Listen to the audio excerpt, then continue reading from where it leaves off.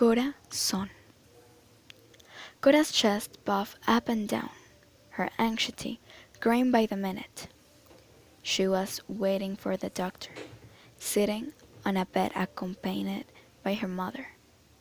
Cora took a deep breath, trying to calm her nerves. Her mother gave her a worried glance, peeking at her from the corner of her eye.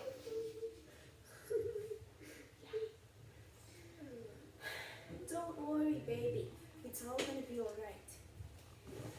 You'll see. Maybe it's just probably a bad heartburn. They'll give you some pills and you're gonna be good again. Mr. Sun said this with a small smile. She seemed to be trying to convince herself more than anything. Yeah, Mom, you're right. It's probably just nothing. Cora sighed, not really believing her own words. Just then, the doctor walked in. She had a grim face. Both Cora and her mom tensed up, sensing the bad news. Hi. Hey guys. Hi. Sorry to keep you waiting. We just got the test results. The doctor said with a warm, almost painful smile.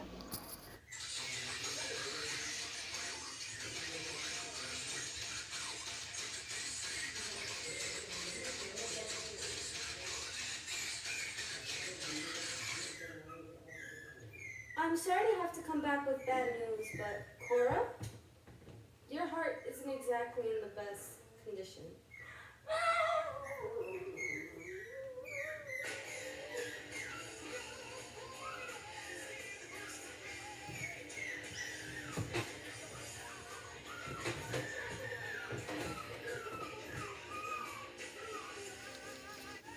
Cora felt her world shatter. She was devastated. What does this mean? What's going to happen to her? How will this affect her? What about her career as a dancer? All these questions swarmed her head.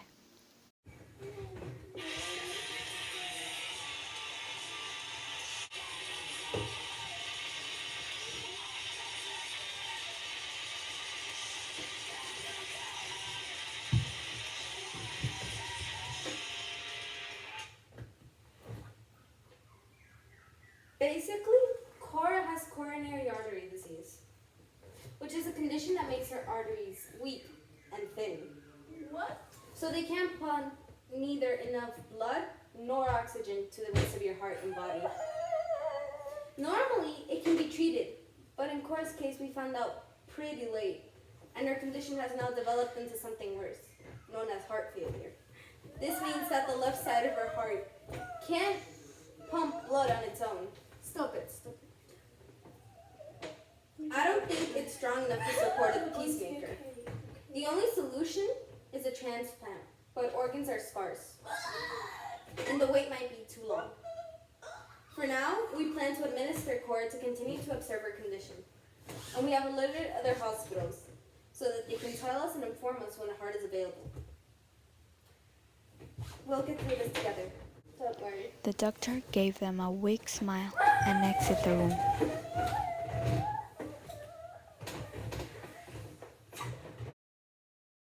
Five and a half hours later, in less than 10 hours, Cora's best friend, CRISPR, was stumbling into her hospital room, arms filled with documents scattered with messy, handmade notes and highlighted doodles and observations.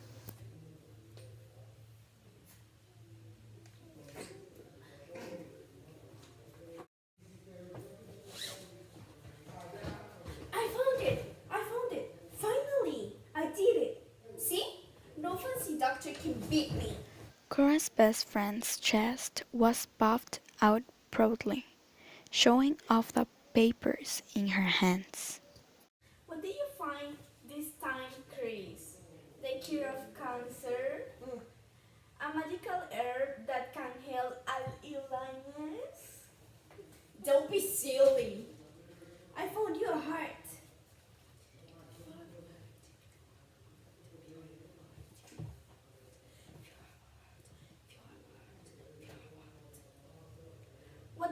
you find me a heart. Don't joke about this, Chris. It's a serious matter. Oh, I'm not joking. Cora, have you ever heard about xenotransplantation? Xeno what? Xenotransplantation. It's the solution to your problem. It's how we're going to get you a heart. Wait a minute, you're talking very fast. Slow down, Chris. What is exactly xenotransplantation? Xenotransplantation is just like a normal transplant, except that there's a bit of a catch. What catch are you talking about? I'm not finding an organ on the black market, Chris. Cora said this with a skeptical on her face, feeling a bit doubtful about this magical cure Chris had found. I mean, it's not bad if you think about it. It's just that instead of using a human heart, they're gonna use a pig heart. This isn't bad, dog. Me. They're special pigs, and it's not like you're gonna get the whole heart. Just the major bulbs and aortas. Only the important parts, really. And it lasts almost 3 years. You get an additional 3 years while we find you a permanent solution. Oh, please, baby, do it, baby, do it, do it, do it, baby, do it, baby. Wow! Wait a minute, slow down. Let me process this. So practically you are saying you found me a temporary solution while they search for another heart? Really? Thank you so much. I can't believe. Thank you so much, Chris. You're the best. No wonder. Here, Mom. The two girls hugged, excitement practically radiant off of them. Cora couldn't wait to share what she just learned with her mom and her doctor. The two girls waited anxiously, sitting side by side on Cora's hospital bed. They were holding each other's hands, trying to calm the roaring feelings inside of them. How were they going to react? Will they allow it? Can Cora actually be saved? All these questions ran through their heads. Just then, the doctor walked in.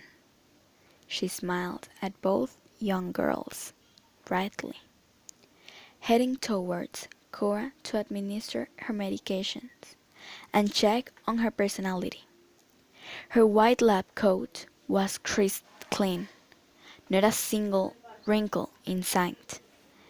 The physician's long, brown locks were nearly put into place in a tight bun. Hey girls, how are you feeling? Any exciting news to share with me? The doctor asked them playfully.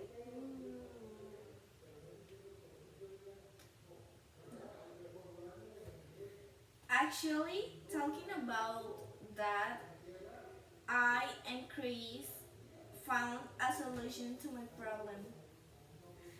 Yeah, how exciting is that? It's this really interesting topic. Really? Have you ever heard about xenotransplantation? Xenotransplantation? Yeah. Are you actually considering that? Yeah. Are you sure? Yeah. Keep in mind that it's not a permanent solution. I know. If we do it, it would only be temporary until we find a permanent heart. Xenotransplantation is pretty similar to a normal transplant, except that the organ that is being received is not human, it's animal. There have been several successful stories in which people overcome their illness with the help of xenotransplantation. It is a temporary solution with pretty high survival rates. People have been reported to survive up to 900 days. Recently, there have been a lot of investigations regarding xenotransplantation and CRISPR. They have been genetically modifying pigs so that they remove any illnesses that might affect the heart, like PERV, for example. So the surgery can have even better survival rates and more successful outcomes. I'm totally open to doing it for you if that's what you want. You want to put a pig's heart into my daughter's body? Are you crazy? My daughter is a human. She's no an animal. How dare you try and mention that? Mom! This might be the only way that I can survive. It is an opportunity. We might not find another chance like this again. Please, Mom! Won't you please consider what has? Cora, you are a human being. You are not a pig. You are a human. You are a human. You are a human. You are a human. Human, blah, blah, human, blah, woman. Ahora la mires enojada y te largas y te vas. That's why they use CRISPR, to eliminate any diseases from the heart. For example, PERV, they already removed it. It's like HIV for pigs, and removing it only makes the heart stronger. Mr. Zon looked at Cora angrily, taking deep breaths while trying to calm herself. She gave her daughter a pointed glance before exiting the room. The two women locked glances outside.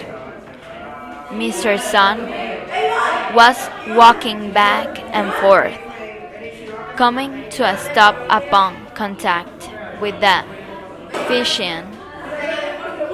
The doctor now had a warm cup of coffee in her left hand. She walked over slowly, sighing along the way.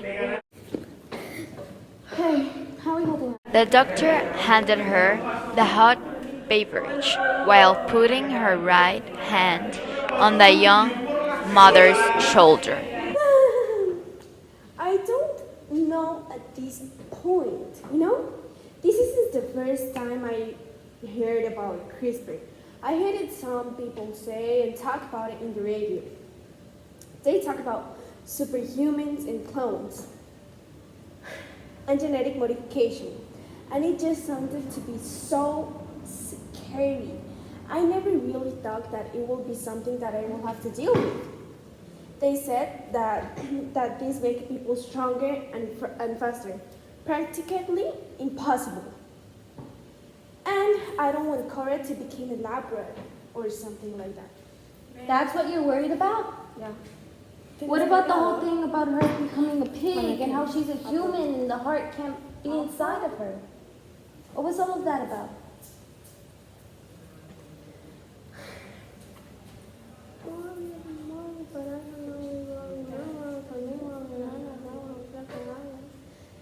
That was what worried me at first. But now that I think about it, the girls were right. As long as it gives us more time together, more time to find a permanent solution. I don't really care if it is a pig heart or an alien heart. I'll accept anything from a people for Cora, as long as it brings her no harm. That's great. Then I'm glad we're on the same page. The doctor bid the worried mother goodbye with a proud smile on her face. She had secretly grown attached to the young girl, Cora. Although unknown to the family, Cora resembled the doctor's young sister who had passed away around 7 years ago. They even talked the same way, the young girls had so many similarities, it was almost impossible to not compare the two. The doctor walked away, a sad smile decorating her smooth skin. The poor pig lay unconscious on the surgical table, its heart long gone. Cora felt pity towards the poor animal. Why did it have to die just so she could live? The feeling of emptiness didn't last long, though, as she was soon being lifted onto the surgical table as well. It's all gonna be just fine. Look at me, sweetie. Can you do a favor for me? Cora just nodded her head. Her nerves were just too much. I want you to count down from 10, okay?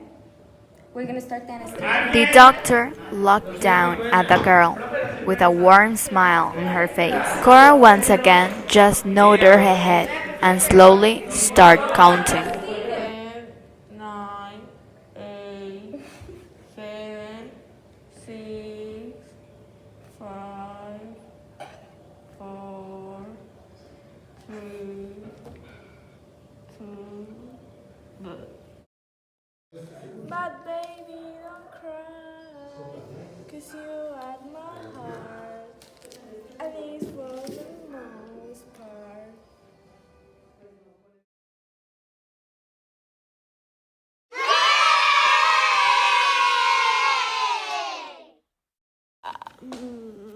Mariana, mira. ¿Qué es de por qué tiene?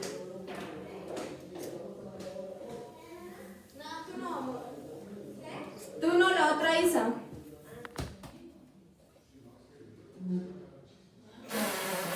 No. Cantemos algo. Quiero pasarte la lengua por el ombligo, poner eso en la cama y amarrarte de castigo. Tú me dices cómo está. ¡Filmemos! Que se note la voz. Ve, pero no me veo. Vean, filmemos. Vean, filmemos. ¡Ay! Ya, toma. Tómale. Parezco una niña de película. Hola. Tatiana tiene tacones. Tengo tacones. Y yo... no.